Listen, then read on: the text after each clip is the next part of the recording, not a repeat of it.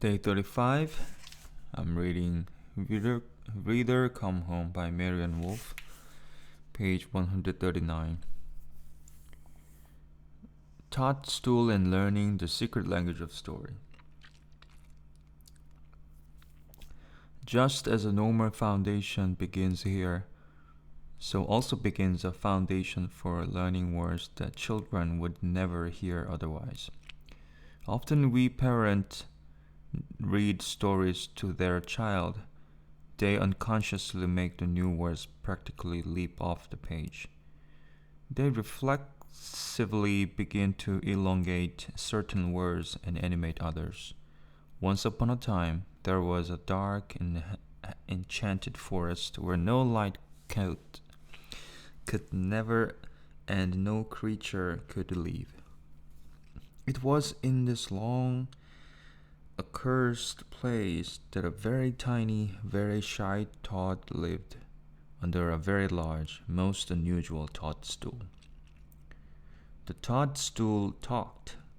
Every night the toadstool whispered secrets to the toad, and every morning the toad told all the secrets to the sad princess whom he loved in vain.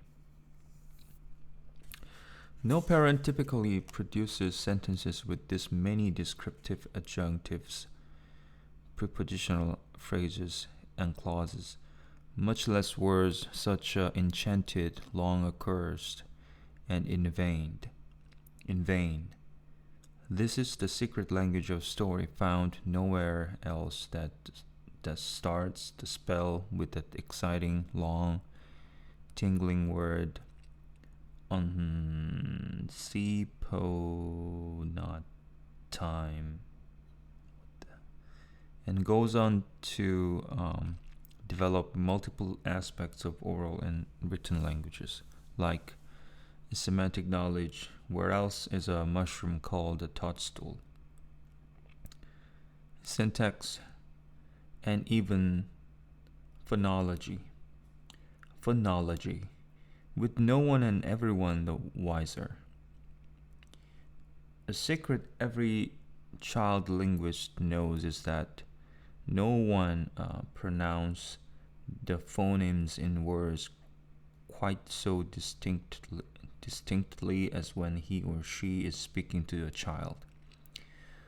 Motherese is a term long used by one of the liveliest and most influential child linguists of the last 5 decades, Jean Berko Gliensen, who uses it to characterize the way we all exaggerate pronunciation, elongate words, and even use a high pitch when we talk to a young child.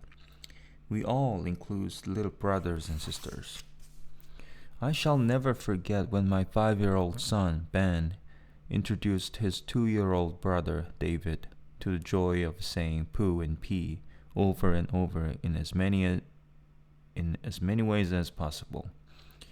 They were sitting together in a little alcove under an out-of-the-way triangular window where they thought they could not be seen. They could, however, be heard regaling each other with the unexpected way they could string the words poo-poo and pee-pee together to make one nonsensical utterance after another. It was a moment of exquisite joy for them to repeat words they thought were taboo, and that seems to rhyme with just about everything they could think of. Ben and David never knew I tape recorded the whole episode, nor did Ben realize that his excremental rhymes were giving his little brother a very fine lesson in phoneme awareness. The research on the relationship between our children's tactic knowledge about phonemes and later reading achievement is well known. Similarity between vocabulary knowledge and later reading. Less well known is older research by British experts that Mother Goose rhymes are one of the best preparations for focusing the child's attention on the phonemes of words. Whether Little Miss Muffet or Hickory Dickory Dock turns the child's attention to the alliterated first sound of rhyme or rhymed last sound. What researchers called phoneme awareness is quite quietly developing in each child unawares.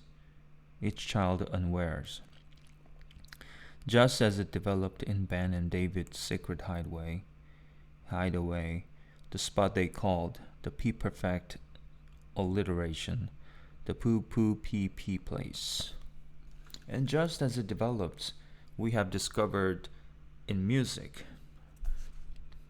Research by Kathy Moritz, the neuroscientist of music, Annie Rush, Patel, Ola, Onarvor, and other members of our Tufts research group shows that the rhythm in music has a special relation to the development of sound of language, the very phonemes that are so important in later reading development. The rhythm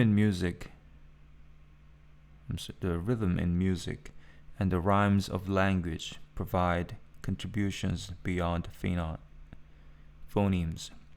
Think what happens when you read to a 3-year-old or 4-year-old child. You automatically begin to speak more clearly and more intentionally. In the process, the prosodic or melodic contour of your voice helps to convey the meanings of words to the child. You change the register of your everyday voice and become someone else. Without ever a thought, you who read to young children are effortlessly accelerating the development of many of the most important parts of the reading circuitry.